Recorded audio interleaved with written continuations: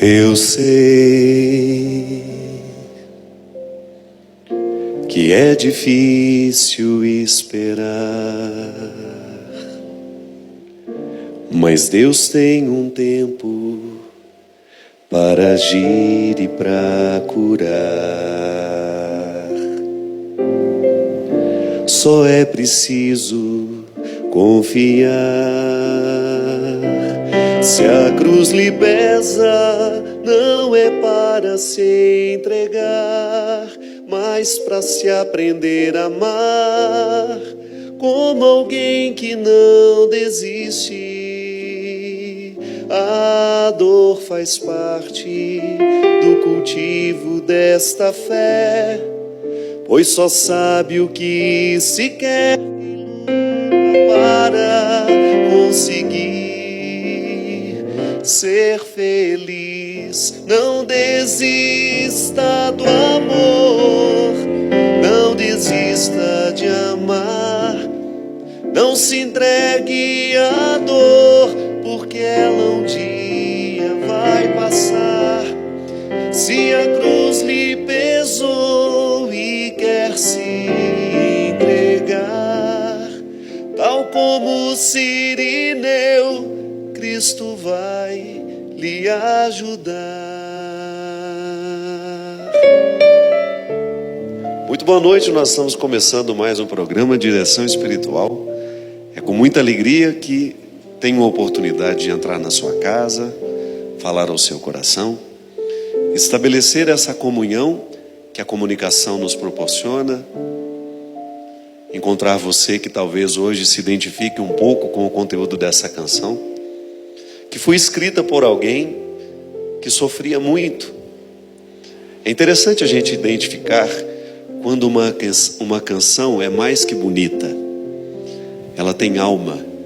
E dentro do discurso religioso nós dizemos que aquilo que tem uma alma superior tem mística. É uma palavra que nós usamos para aquilo que dá sustento a uma realidade que tenha o poder de comunicar Deus. Eu me lembro que eu estava assistindo um filme outro dia, onde uma regente do coro estava fazendo um ensaio. Então ela queria um solo. Então ela estava escolhendo quem iria fazer o solo. E é muito bonita a cena quando uma das meninas começa a cantar e a regente diz para ela assim: olha, você canta muito bonito, mas ainda não é o suficiente para aquilo que eu preciso. Eu preciso ouvir Deus através de você. Não é interessante isso? Ali é mais do que uma técnica, é uma mística na maneira de cantar. Esta a nossa realidade humana a Deus, e Ele age através de nós, através deste recurso humano que nos pertence, que nos foi dado por Ele, é claro. Todo dom é um empréstimo, né? Deus nos empresta os dons e a gente utiliza-se deles ao longo da nossa vida. Mas naquele caso, a mulher queria muito mais que uma música bem cantada. Ela queria uma música que tivesse alma, uma música que tivesse mística, uma voz que tivesse condições de ser mística ao ouvido de quem ouvia. Essa é a diferença de uma canção bonita para uma canção ungida, também podemos dizer. Uma canção visitada pela mística é uma canção ungida, que recebeu um dom a mais. Além da beleza, existe algo naquela música que toca o coração da gente e que nos comunica algumas coisas, algumas realidades que o discurso racional, que a inteligência não é capaz de fazer. Quando eu digo para você que essa música é mais do que bonita, é porque ela é fruto de um sofrimento. É interessante a gente identificar que algumas pessoas, quando sofrem, produzem coisas bonitas. Porque o sofrimento ele é muito fértil, mas depende de quem o recebe, de quem o hospeda.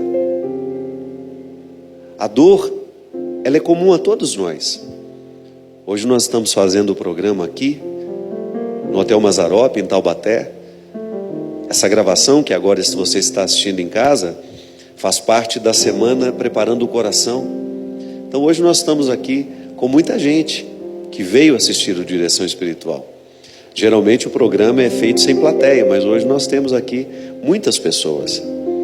Dá uma mostrada nessas pessoas, e eu tenho certeza, se cada uma delas tivesse a oportunidade de contar o que de bonito o sofrimento já provocou na vida delas, nós teríamos aqui uma série de testemunhos muito bonitos de serem escutados. Mais que isso, testemunhos comoventes, testemunhos que têm o dom de transformar a nossa vida. Na missa que nós fizemos para abrir a semana do Preparando o Coração, a gente falava justamente disso, que a evangelização é muito mais eficaz quando ela nos chega através de um testemunho. Quando o pregador, por exemplo, não fala aquilo que aprendeu somente na teologia. É claro que você precisa de informações que ajudem a dar um sustento racional à sua fé. Mas você precisa, sobretudo, que eu lhe conte o que Deus já fez na minha vida. Então, se eu não sou um homem onde Deus tem a oportunidade de realizar uma obra, eu não teria o que dizer durante muito tempo. Você se cansa dos meus ensinamentos, você se cansa do meu discurso, porque ele está apenas tocado pela minha inteligência. Agora, quando eu partilho com você o que é a minha luta pessoal diária, neste território humano onde Deus se hospeda, apesar de todos os meus limites, de todos os meus defeitos, se eu ouso contar para você o que Deus tem feito na minha vida, é provável que você queira prestar atenção. Outro dia encontrei uma pessoa que achei muito interessante. Ela me disse assim: eu não gosto de padre não. Ela já chegou falando assim para mim: não gosto muito de padre não. Mas outro dia, seu programa, foi até numa festa de casamento que eu fui essa semana. Mas outro dia eu estava assistindo o seu programa, eu fiquei prestando. No primeiro momento eu tive uma certa implicância, aí depois eu parei para prestar atenção, e eu percebi que eu preciso de ouvir isso de vez em quando. Aí comecei a assistir o seu programa, e posso lhe falar que eu continuo não gostando de padre, mas eu gosto muito de lhe ouvir. Aí eu disse para ela que eu me sentia muito honrado, e falei para ela: então, já que você não gosta de padre, me dê a oportunidade de ser padre para você, e quem sabe você vai passar a gostar de mim, e você vai começar a gostar dos outros que você encontrar pela vida. Porque o padre, às vezes a gente não gosta do padre, por quê? Não é? É muito, talvez por preconceitos que nós tenhamos em relação àquela figura religiosa, por falta até mesmo de informação religiosa, por falta de formação cristã mesmo. Se você descobrir tudo que um padre pode lhe oferecer, não tem como você não gostar dele.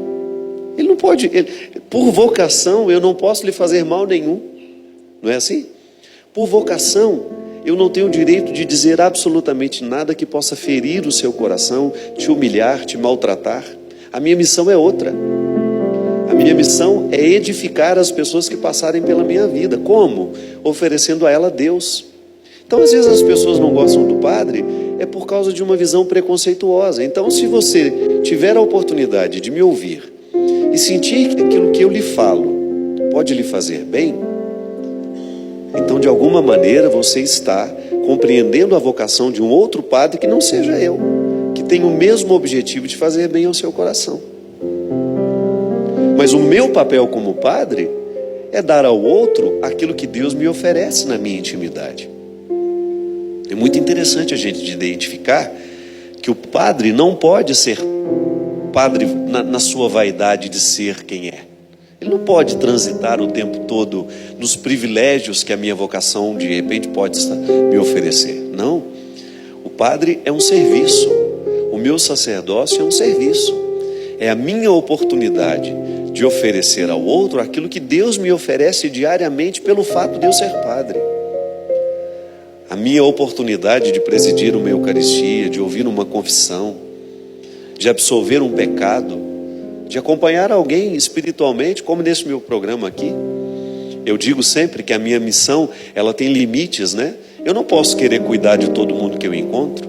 A minha missão é semear, eu sou comunicador. Por isso eu não tenho uma paróquia. Eu não tenho como ficar atendendo as pessoas em particular. Eu não tenho como administrar o problema daquela pessoa. Porque a minha vida não me permite. Eu sou um padre comunicador que lança as sementes e depois o outro padre na sua paróquia vai ajudar a cuidar daquilo que Deus semeou em você através de mim. Então um padre vai complementando o serviço do outro, não é assim? Você já imaginou se eu cismasse de cuidar de todo o coração que foi tocado pela minha palavra? Não, a minha missão é continuar tocando, continuar lhe incomodando para que você viva o seu processo de fé, de transformação, de mudança lá na sua paróquia, com seu padre, fazendo a sua confissão com ele, participando da missa que ele preside. De vez em quando você me encontra através dos meus livros, me encontra através dos meus CDs, me encontra através das minhas palestras, mas quem vai dar continuidade àquilo que Deus semeou em você através de mim é o seu padre. Essa é a nossa vocação. É quando eu tenho a oportunidade também de, através do meu sacerdócio, olhar para todas as dores que a vida me fez viver e extrair uma coisa boa e partilhar com você. É assim que funciona a minha evangelização. É a oportunidade que eu tenho de partilhar o que Deus realiza em mim através das dificuldades que são próprias da minha personalidade, através do meu jeito de ser, e através de tudo aquilo que é penoso para mim. Aí você identifica que a evangelização, ela será diferente para cada um de nós, porque você também tem a oportunidade de evangelizar com a sua vida, que é diferente da minha. Pode ser que você tenha dificuldades diferentes da minha, pode ser que você tenha facilidades diferentes das minhas. Então, tudo aquilo que é próprio do seu jeito de ser, será a matéria-prima da sua evangelização. As dificuldades que você viveu, o que você fez daquelas dificuldades, como é que você superou, como é que Deus lhe ajudou a superar os seus problemas. Aí você começa a testemunhar de maneira muito simples, minha gente, de maneira muito direta. Às vezes nós temos uma maneira muito enganosa de compreender a evangelização. Às vezes a gente acha que o que converte o mundo são as grandes pregações, os grandes pregadores, os grandes encontros, os discursos do Papa, as encíclicas que ele escreve. Não é não. O que transforma a sociedade e que faz com que esse mundo possa ser mais cristão é o que vocês dividem no dia a dia de vocês, entre vocês. É a vida cristã miudinha, sabe? Que não tem propaganda, que não tem muita repercussão. Eu sempre digo isso. São os bastidores, esses desconhecidos de todos nós. É ali que Deus está sendo semeado. É você que semeia Deus no coração do seu amigo através do seu testemunho de vida. Quando ele percebe que você está aí lutando diariamente com as suas dificuldades, com as suas mazelas, e que está dando certo com você. Às vezes nós temos a pretensão de que a evangelização sairá dos grandes centros. É claro, nós vamos ter sempre a oportunidade de estar em grandes lugares, com grande número de pessoas, para manifestar publicamente o que acreditamos, para celebrar publicamente o que acreditamos. Mas não se engane, essas grandes celebrações são apenas envios. Elas nos enviam para os particulares das nossas vidas. Não existe cristianismo sem bastidores bem vividos, não. De nada vale o Papa ser essa figura simpática nos dias de hoje, ser essa figura carismática, nos comunicar de maneira tão simples o Evangelho, se a gente não acolhe esse Evangelho e vivencia ele nos nossos dias, no nosso dia a dia, demonstrando de maneira muito prática que Deus está acontecendo em nós. Porque senão fica... O que nós podemos tocar do cristianismo? É o gesto que eu realizo, é a palavra bendita que eu digo ao outro, é a maldade que eu vou picotando para que ela não tenha oportunidade de crescer. É isso que cresce do cristianismo, é isso que faz a diferença. O que transforma o mundo são as pequenas atitudes, essas que nós vamos assumindo diariamente, porque estamos motivados por esse programa que você assiste toda quarta-feira. Quando Deus mexe com você, quando Ele lhe incomoda e você tem aquela sensação de que alguma coisa na sua cabeça foi modificada, porque você ouviu aquela palavra que fez bem a você. É assim que o mundo vai sendo transformado, a partir da vida de cada um de nós. Quando eu identifico que na estrutura dos meus dias existem realidades que não são cristãs, que não são bonitas. Quando nós identificamos que no nosso dia a dia existem realidades que nos pesam demais, que nos paralisam, que nos impedem de sermos bons, de sermos verdadeiros, de sermos honestos. Aí sim você tem uma matéria-prima muito concreta, onde Deus tem a oportunidade de agir. Por isso, tudo aquilo que nós fazemos da dor, tudo aquilo que nós fazemos com sofrimento, vai se tornando um instrumento favorável à edificação dessa fé. Se a cruz nos pesa, não é para a gente desistir. Não há possibilidade de nós vivermos sem essa bendita cruz. Eu não fico correndo atrás de cruz nenhuma, não. Pelo contrário, se eu puder, eu dou um jeitinho de afastá-la. Mas aquela que é inerente a mim, não tem como. Eu não vou rejeitar a cruz que eu sei que é a minha. Eu não vou carregar uma cruz que eu sei que eu não posso, que não é justa. Eu não vou assumir uma cruz que não é minha. Agora, aquela que eu sei que faz parte da minha vida cristã, essa será sempre bem-vinda. E como é que nós identificamos? Quando você olha para o seu jeito de viver e você percebe o que é que nesse jeito de viver precisa ser sacrificado.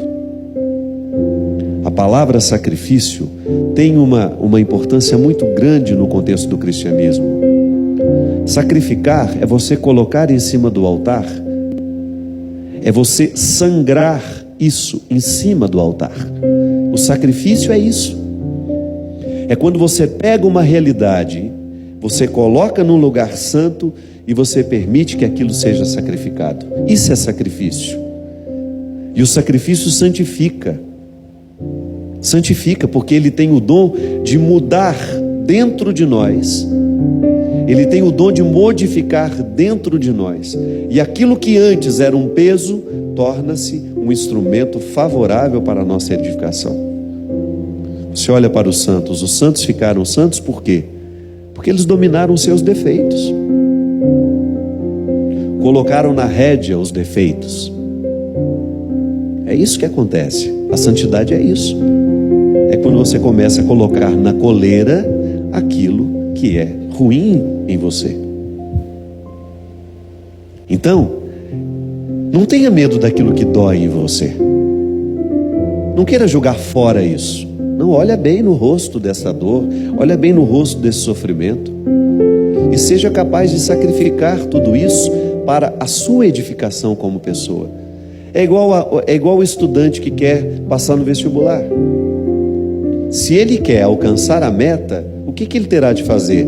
Viver uma disciplina diária onde o sacrifício faz parte. Ele vai sacrificar as baladas que ele gosta de ir, ele vai sacrificar muitas diversões, porque ele sabe que ele precisa se dedicar intensivamente aos estudos naquela época da vida. Então ele coloca no altar, onde ele reconhece o que é importante, no altar onde fica tudo santificado, transformado, ele coloca isso para que ele tenha condições de perceber, de retirar do contexto do todo para ficar particular, ele olhar devagar para aquilo e ser capaz de extrair daquele sacrifício que ele está fazendo o seu benefício. Aí ele está identificando a matéria-prima da sua transformação. Não é possível alcançar a meta final que ele pretende se ele não sacrificar nos seus dias aquilo que precisa ser sacrificado para que tenha condições de alcançar. Essa regra é para todos nós, é para os estudantes e é para nós. Se a gente não se dispõe a sofrer o que precisa ser sofrido, a gente não vai a lugar nenhum. É igual quando a gente está acomodado, né? Se eu estou acomodado, se eu me acostumei com o meu jeito de ser, eu não vou mudar os meus defeitos. Tem gente que se acostuma com os defeitos que tem. Deixa de se incomodar e maltratar as pessoas. Tem gente que está acostumada a maltratar todo mundo que chega perto. Tem gente que está acostumado a ser grosseiro com todo mundo que chega perto. Nem se incomoda mais com isso. Aí de repente você vai lá e diz: olha, você está sendo grosseira demais. Ela é mais grosseira ainda com você, né? Tem gente que não tem a percepção mais da sua grosseria. Isso é falta de conversão. Porque é lamentável que uma pessoa tenha desanimado de si mesma aos 30, 40, 50 anos. Quem disse que a gente tem que morrer sendo grosso? A gente pode muito bem jogar isso na mesa do nosso sacrifício e começar a lutar para que essa grosseria não seja tão natural em nós. E você vai fazer o seu sacrifício para ser menos grosseiro com as pessoas e vai diminuindo até o dia que você consegue ser simpático, o dia que você consegue ser mais educado, menos impetuoso. É assim que nós mudamos um comportamento. Todo mundo, minha gente. Aqui nós temos uma série de realidades que precisam ser modificadas, porque nós temos um grupo grande de pessoas aqui. Você que está em casa, você tem as suas realidades que você precisa ter coragem de colocar no altar e sacrificar. Aí sim você vai viver a dor que edifica, porque essa dor que edifica, ela sempre será bem-vinda ao nosso coração. Sabe por quê? É a cruz que nos ressuscita, é a dor que nos purifica, é a dor que tem o poder de alcançar o núcleo mais profundo da nossa existência e lá Deus agir.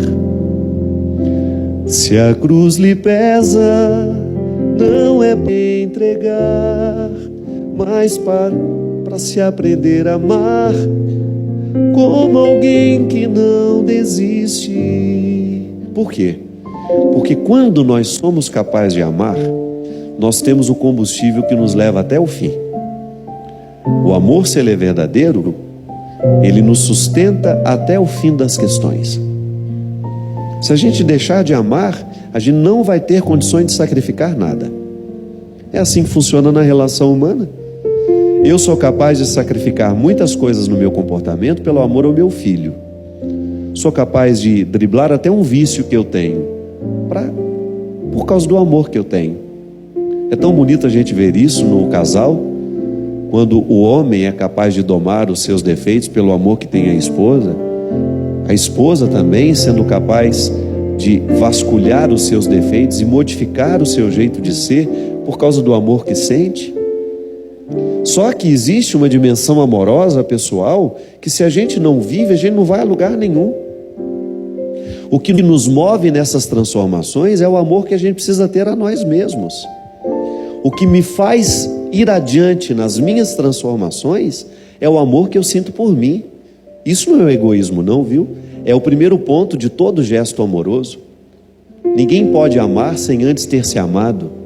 Então, porque eu me amo, eu sou capaz de olhar para os sacrifícios que eu preciso fazer para que eu fique uma pessoa melhor. É muito interessante a gente identificar que a transformação do caráter para melhor é sempre uma atitude de amorização. Eu tenho um profundo respeito por mim e acho que eu mereço viver da melhor maneira. Eu tenho um profundo respeito por mim e acho que tenho o direito de extrair as minhas virtudes que estão aqui adormecidas. Eu não quero me resumir, eu não quero reduzir a minha vida à prática defeituosa. Não, eu quero ter o direito de recrutar diariamente aquilo que me faz melhor.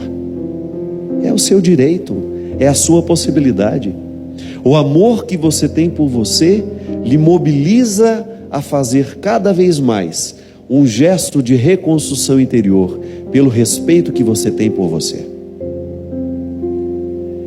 É aqui que nós identificamos o que eu falava no início desse programa. Os bastidores do cristianismo é quando uma pessoa se sente amada por Deus e, por se sentir assim, descobre o amor próprio como uma arma poderosa que Deus nos deu para que a gente tenha condições de vencer as nossas mazelas. Uma pessoa que não se ama tem dificuldade de vencer e de viver os sacrifícios que lhe tornarão uma pessoa melhor. É por isso que a ação de Deus é colocar em nós essa certeza de que Ele nos ama e que uma bonita resposta que nós podemos dar a esse amor é a gente se amar também. Não desista do amor, não desista de amar. Este refrão é muito forte, porque é Ele que nos impulsiona para que a gente tenha condições de dar a Deus a oportunidade de agir em nós com eficácia, para que Ele semeie em nós esse amor próprio que nos dá condições de amar o outro, esse amor que nos dá condições de amar a vida, de amar as realidades e de vencê-las, mesmo quando a dor fizer parte da pauta da nossa vida. Nós vamos para um rápido intervalo e a gente volta já já com o programa Direção Espiritual.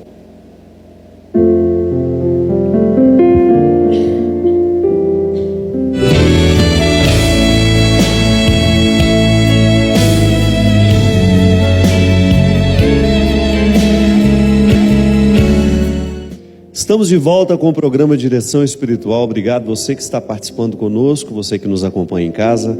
Hoje, gravado aqui em Taubaté, no Hotel Mazzaropi, com a presença dessa plateia simpática que está aqui nos acompanhando na Fundação Dom Couto, com a nossa semana Preparando o Coração. Boa noite, Maurício Pessarolo. As pessoas devem estar estranhando, né, que o Cristian deve estar de férias em algum lugar do mundo. Então, o Maurício veio participar com a gente nesse programa. A gente tem uma novidade aqui da Loja Sacra. Se você entrar no site www.lojasacra.com, você vai ter a oportunidade de ver lá essa caixa que foi especialmente preparada. Sabe aquelas palestras que você compra na Canção Nova, que você compra aqui? Então aqui você tem a oportunidade de fazer o seu kit Padre Fábio. Cabe também os DVDs. É bom que, se quiser, o ladrão, quando ele entrar na sua casa, Deus, né, já leva todo o kit pronto, né? Não está esparramado, ele não vai ter dificuldade. Não, brincadeira, não vai entrar na sua casa, não. Isso aqui é para você ter a oportunidade de guardar ou então de presentear. Na Loja Sacra você vai ter a oportunidade de comprar só a caixa, já que você tem muitas das pregações, né?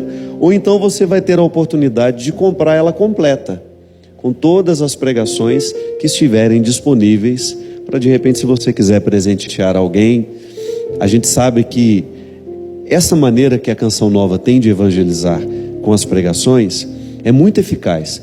Gente, vocês acreditam que uma vez eu estava no Japão, estava andando lá numa avenida, de repente uma moça olhou para mim assim, eu falei, no Japão não é possível, né? Aí ela olhou para mim, se aproximou e falou assim, Padre Fábio? Sim, sou eu. Ela falou assim, o senhor não imagina como o senhor faz parte da minha vida. Eu falei, mas você está aqui passeando? Eu falei, não, eu moro aqui há mais de 20 anos. Só que a minha mãe manda todo mês uma palestra do senhor lá do Brasil para mim. Então tem mais de 20 anos que eu não vou ao Brasil. Fiz a minha vida toda aqui, minha mãe é que vem me visitar. Mas as pregações da Canção Nova, ela me manda mensalmente para eu ter a oportunidade de continuar fazendo a minha experiência de fé. Então veja que beleza, uma pregação que foi feita aqui no Brasil, atingindo uma pessoa lá no Japão. E talvez você não saiba, mas cada pregação dessa, que você compra na Canção Nova, além de você fazer bem à pessoa que você presenteia, é um dos principais, né? É uma das principais maneiras que nós temos de ajudar financeiramente a Canção Nova. Nós não recebemos direitos autorais por essas vendas da Canção Nova. É uma maneira que nós temos de ajudar. Então, cada pregação minha que vende hoje, por exemplo, se você ligar aqui, comprar uma pregação da Canção Nova, você vai ter a oportunidade de ajudar esse sistema de comunicação, que é inteiramente doada, da nossa parte, que somos os pregadores, inteiramente doada para que a obra continue. Então, se você quiser comprar a caixa você não ajuda a Canção Nova, não, você ajuda só a Loja Sacra. Mas as pregações, você vai ter a oportunidade de ajudar. Lembrando também que o nosso CD Solo Sagrado é um novo trabalho, também está à disposição na Loja Sacra. E tem um conjunto aqui, a camiseta não é para guardar aqui não, a gente só pôs, mas tem as camisetas novas agora, que estão com as estampas muito bonitas. Amar talvez seja isso, descobrir o que o outro fala mesmo quando não diz. Tem várias estampas com várias frases. Entra lá, www.lojasacra.com.br, e você vai ter a oportunidade de presentear alguém com um produto que possa fazer bem ao coração dela. As pessoas nos escrevendo, nos mandando e-mails. Eu não tenho mais aquela ansiedade que eu tinha, há 9 anos atrás, quando nós começávamos o programa. A gente sempre tinha aquela ansiedade de ficar respondendo muitas pessoas. Não. O programa foi sendo modificado, ele acabou sendo uma oportunidade de reflexão. E às vezes a gente pega 1, 2 perguntas, ou pega um tema que seja interessante, e nós nos utilizamos daquela situação para poder fazer uma reflexão. Achei interessante uma senhora aqui, ela perguntou o seguinte: Padre, quando uma pessoa é batizada com um nome e é registrada com outro, no final, como é que fica no livro da vida? Depende do registro que Deus vai ler, Maurício? Se ele vai ler o registro civil ou o registro religioso. Minha filha, o que fica registrado no livro da vida é o que a gente viveu. O nosso nome tem importância para nós, Deus nos chama pelo nome, mas é muito mais do que o meu nome Fábio. Quando nós dizemos que o nosso nome está escrito no livro da vida, não é este nome só que você me conhece, através do nome com o qual eu me identifico, mas é a minha vida, é o contexto da identidade, é muito mais do que um nome, é a identidade que nos registra no livro da vida. É a vida que a gente viveu, é a vida que a gente escutou, tudo aquilo que fez parte de nós, isso sim está sendo registrado aos poucos. Aliás, é muito interessante essa perspectiva, identificar que Deus está nos lendo através do livro da vida. É uma metáfora muito bonita para nos ajudar a perceber como é que Deus nos olha, como é que Deus nos registra. A cada dia da nossa vida, tudo aquilo que nós estamos vivendo está sendo registrado neste livro, onde Deus tem a oportunidade de nos conhecer diariamente. Mas é apenas um simbolismo, não fique preocupada com isso não. A minha irmã também foi batizada com um nome e registrada com outro. No batismo ela tem um nome e no registro civil tem outro. Não tem nenhum problema não. O que Deus conhece e que está registrado é a identidade dela, e isso Ele conhece profundamente. Não tem equívoco aqui, viu? Padre, podemos dizer que Deus é o esposo espiritual da Virgem Maria? Quem nos pergunta isso é o Luiz Fernando. Olha, essa expressão esposo espiritual, ela já foi usada muitas vezes para compreender o mistério que se passa com Nossa Senhora no momento da concepção do seu menino, O Espírito a cobriu com sua sombra e ela se tornou a morada do Altíssimo. Toda expressão que nos ajudar a compreender o mistério é bem-vinda, desde que ela não banalize o mistério. Então, o esposo espiritual, essa expressão faz parte da vida mística, quando todos nós temos o direito de dizer que nós vivemos essa esponsalidade divina, a vida esponsal, esse amor que nos torna esposos e esposos, esposos e esposas, que faz com que a gente viva com Deus uma relação de matrimônio. Olha como é interessante, aprofunda o significado da pertença cristã, porque no matrimônio nós somos um do outro, não é isso? O vínculo que você estabelece no matrimônio diz que a partir daquele momento vocês são uma só carne. Então você que se casou, estabeleceu com seu marido, com sua esposa, o compromisso de serem uma só carne. Isso tem um significado muito interessante que nos reporta a própria Eucaristia. Você participar da Eucaristia é aceitar este compromisso esponsal, de viver com Deus essa oportunidade de serem um, de estarem unidos na mesma carne. Você já deve ter me escutado falar sobre isso. Quando eu comungo, eu sou também comungado por Deus. Não é assim? É circular o movimento. Ele é que me concede a graça de tê-lo em mim. Mas a gente também não pode se esquecer que ao comungar, eu estou retribuindo esse amor, dando a ele a oportunidade de ser em mim. Então, eu sou nele, ele é em mim. Até fiz uma música uma vez, há muitos anos atrás, que chama Como És Lindo, não é isso? Conhece essa música? Não lembro muito bem a letra dela, eu só sei que na letra eu falo isso. É o mistério de ser nele e ele ser em mim.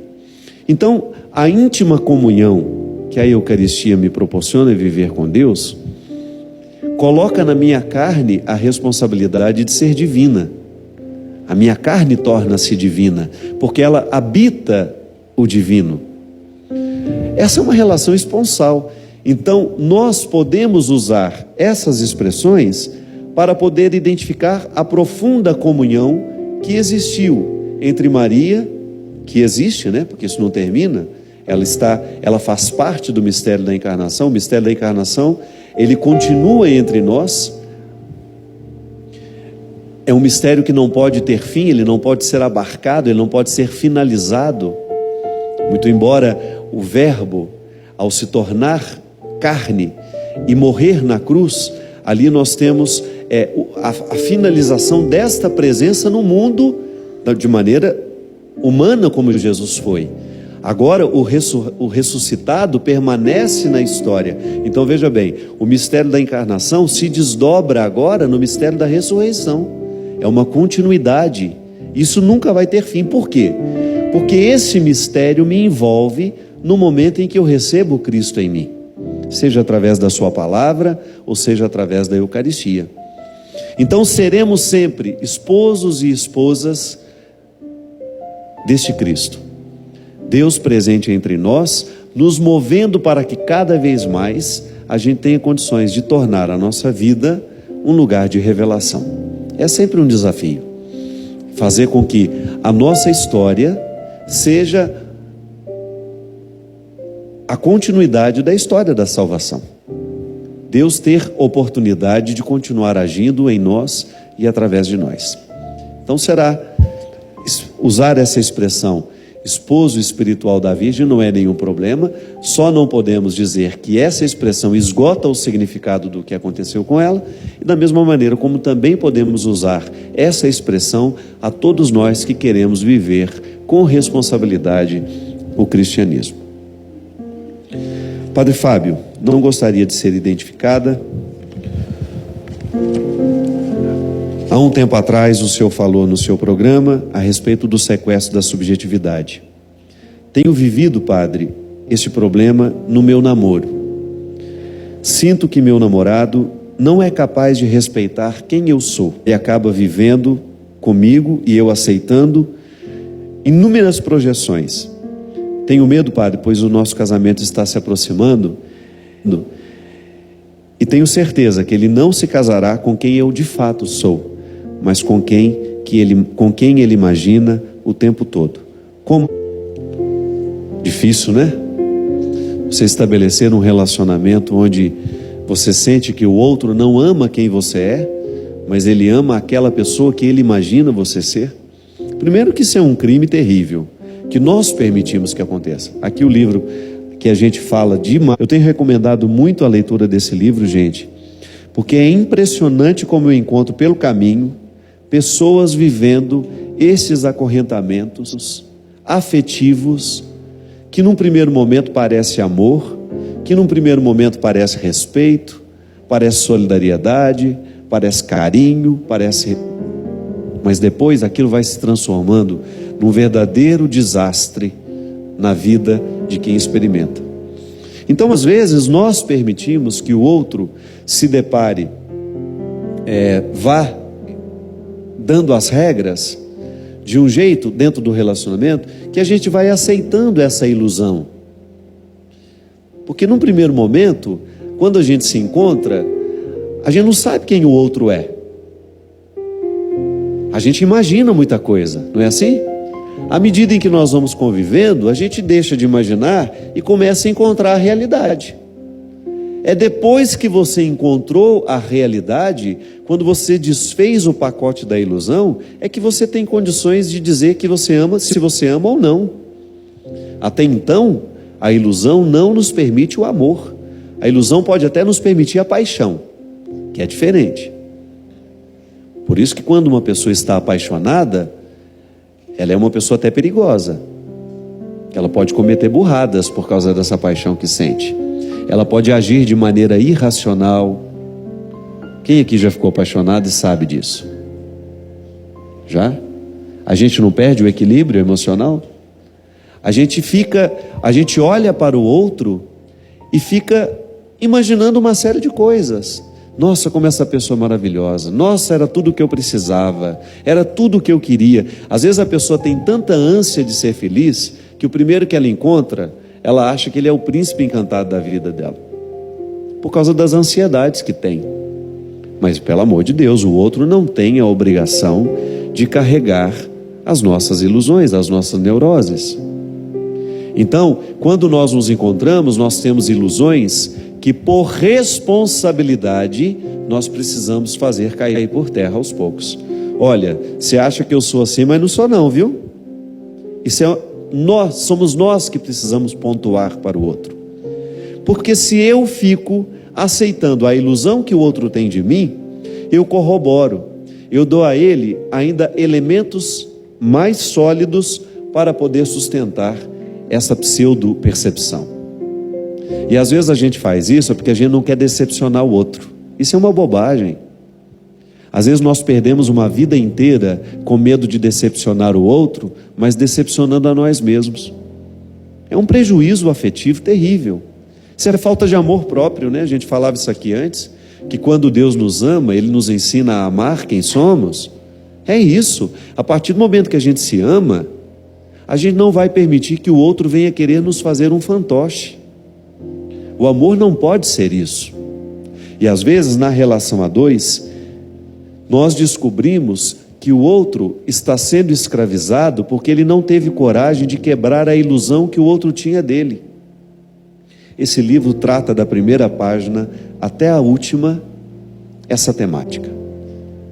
Esse livro trata em todos os capítulos, de maneira muito direta, através de exemplos, como é que nós podemos ser sequestrados pelos outros.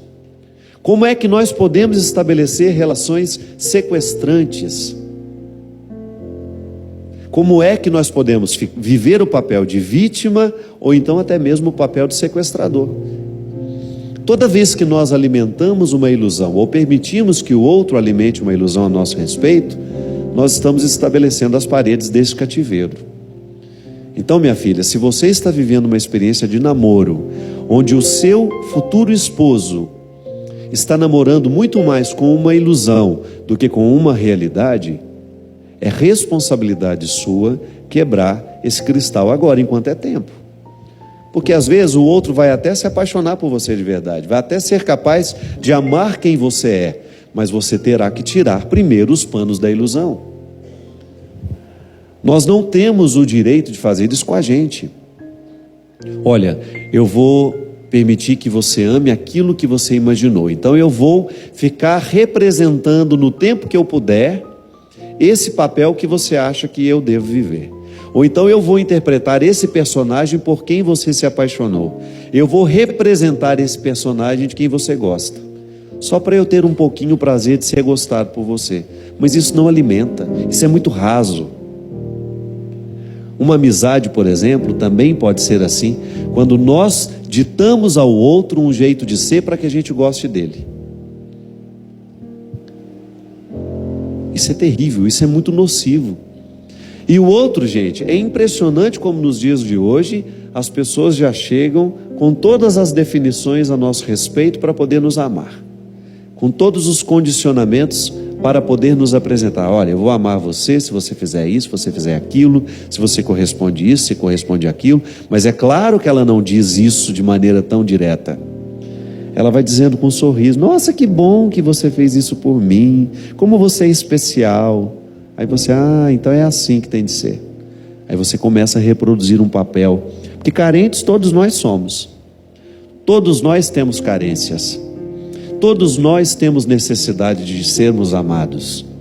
Agora, cuidado, porque às vezes, por causa dessa necessidade de ser amada, por causa dessa necessidade de sermos amados, nós assassinamos a nossa verdadeira identidade. E o que sobra no final? Aquele amargo, sabe? Não fui quem eu deveria ter sido, não fui amado como poderia ter sido amado. Por quê? Porque eu perdi tempo com os fantoches. Eu não me assumi, eu não fui quem eu deveria ter sido desde o início. Eu permiti que a ilusão dele permanecesse. Então, por ter uma ilusão a meu respeito, e eu dando alimento a essa ilusão, eu cometi um crime contra mim. Eu tenho uma máxima que o outro nos trata da maneira como nós autorizamos. A violência doméstica começa assim, é com um grito. O marido grita uma vez, a mulher aceita o grito. Ele grita 2 vezes, ela aceita o grito. Até o momento em que esse grito vira tapa, vira agressão, vira palavra cruel. Porque ela nunca chamou a polícia para dar um jeito nele, agora ela já não sabe mais o que fazer. Só que às vezes as agressões não são físicas. A gente agride o outro com o nosso sorriso, cerceando a liberdade dele, colocando cercas, cadeados nas mãos, não nas mãos aqui. A metáfora, é metáfora. A gente coloca cadeado nos sonhos da pessoa. A gente impede essa pessoa de ir além, por causa dos condicionamentos que nós vamos fazendo. É que eu sei que se eu estou dentro de um cativeiro ou não. É só você perceber se aí, no mais íntimo da sua verdade, você se sente de verdade amada por alguém. Esse homem com quem você se casou, ele é seu marido ou ele é seu sequestrador? Essa mulher com quem você se casou, é sua esposa ou é sua sequestradora? Ela nutre a sua liberdade ou ela lhe priva de ser quem você é? Essas amizades que a gente tem, nesses relacionamentos que nós estamos estabelecendo, nós somos livres para ser quem somos, ou nós temos que ficar representando papéis o tempo todo para sermos aceitos? Padre, mas se a gente for verdadeiro, a gente fica sozinho. Eu não acredito não. Porque às vezes é melhor você ter 2, 3 de qualidade do que ter 5.000 na hipocrisia e na superficialidade. Amigo de verdade, minha gente, o amigo de verdade, se você tem um, já lhe basta. Porque a gente tem muitos conhecidos, a gente tem muitas pessoas, claro, temos pessoas amigas. Eu estou falando daquela amizade onde você divide quem você é, sem medo. É aquele amigo que alivia os fardos da gente pelo simples fato de estar ao lado. É aquele que não nos imagina, sabe? É bom demais quando você está ao lado de uma pessoa que não te imaginou, que te viu de verdade. Ali não tem sequestro. Ali existe uma pertença, um vínculo saudável, sadio. E aí a gente se sente à vontade. Isso é amor. O amor, ele nos oportuniza a oportunidade de sermos livres. Nos oportuniza termos condições de lidar o tempo todo com quem nós somos de verdade, com a nossa realidade. Não vai permitir a ilusão. Tanto é que onde existe amor não pode haver ilusão, onde existe ilusão não pode haver amor. O amor é porque o véu da ilusão já caiu por terra. Se existe amor, é porque existe muita realidade. É o oposto da ilusão. A ilusão, volto a dizer, até comporta a paixão. Não tem problema, está apaixonada porque tem uma ilusão.